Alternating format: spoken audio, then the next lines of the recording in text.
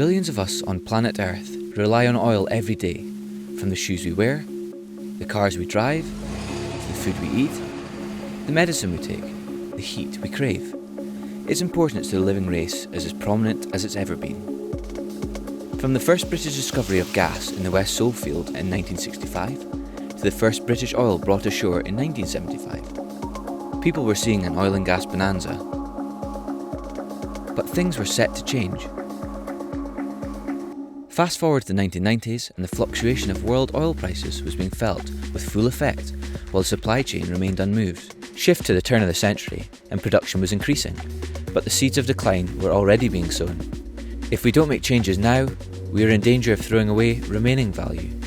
So what's going to happen if we don't think differently? We have seen the decline of steel, shipbuilding and manufacturing industries in the UK and elsewhere as those industries failed to adapt to a changing reality. A similar fate is threatening to grip our energy industry. People are trying to meet the future by doing what they did in the past. The rules of the game have changed. Today, more than 40 billion a year is being spent exploring oil and gas reserves in the North Sea basin. But let's not forget, aging assets and oil fields continue to produce more than half of global oil supply. The super mature North Sea basin faces stubbornly high production costs.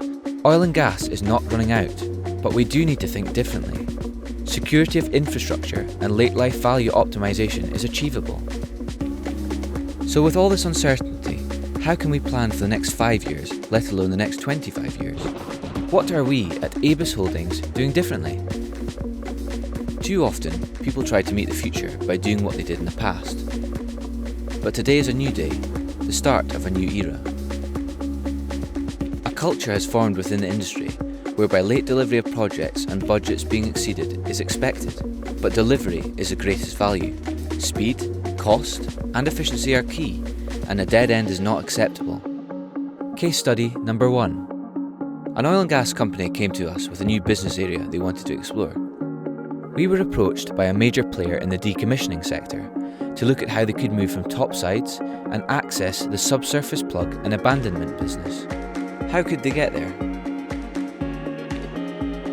As each of our companies got together around the table, we quickly identified that the broader question of late life value optimization and cessation obligation assessment was at the centre of the solution.